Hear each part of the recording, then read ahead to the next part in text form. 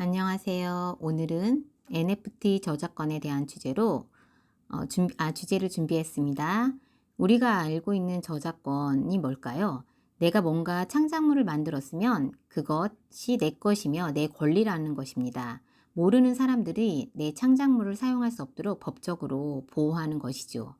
그러면 NFT는 대체 불가능한 토큰이라는 것은 다 알고 계시죠? NFT는 암호화폐에 사용되는 기술 블록체인을 통해 거래 내역이 검증된 고유한 디지털 아이템을 뜻합니다. NFT는 출처, 소유권의 이력, 희소한 정도가 명확하게 기록되고 투명하게 공개되며 네트워크에 영원히 존재할 수 있습니다. NFT를 블록체인에서 추적되어 소유권에게 저작권과 소유권 증명을 해야 합니다. 그래서 오늘은 저작권과 소유권, 이 중에 그 NFT를 창작하고 거래하다 보면 저작권에 관련하여 궁금증이 생길 것입니다. 그래서 오늘은 NFT 창작자가 알아야 할 저작권에 대한 이야기 위주로 말씀드릴까 합니다. NFT가 가상세계 속에서 존재하므로 실제 하는 작품과는 다른 저작권법이 적용될까 하는 생각이 들 수 있는데요. NFT 작품도 실제 미술품과 같은 맥락에서 저작권법이 적용됩니다.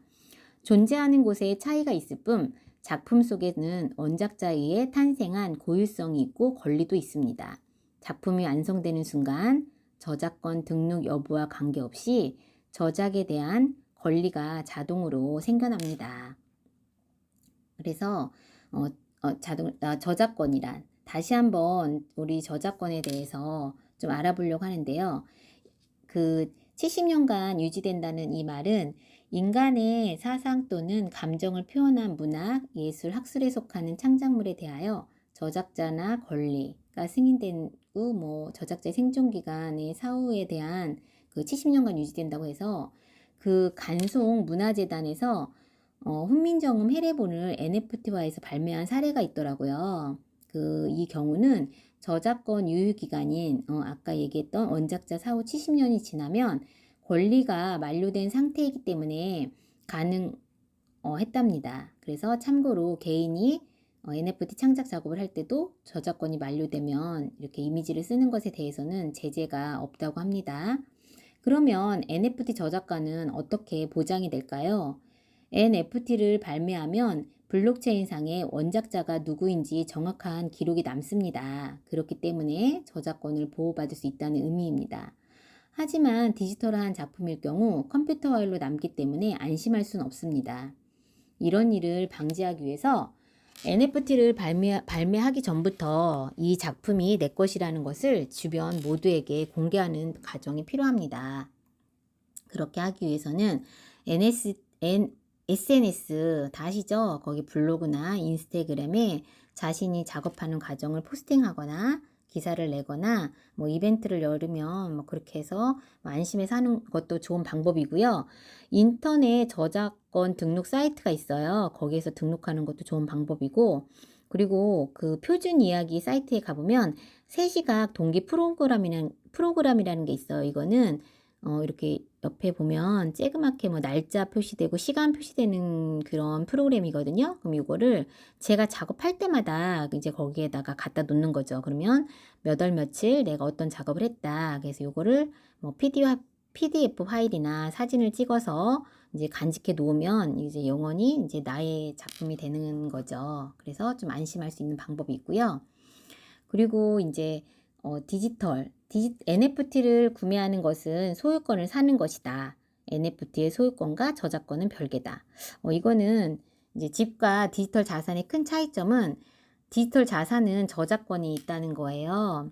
집은 어떻게 꾸미거나 터치하지 않지만 디지털 자산 같은 경우는 창작물에 대해서 저작권이 존재한다는 거.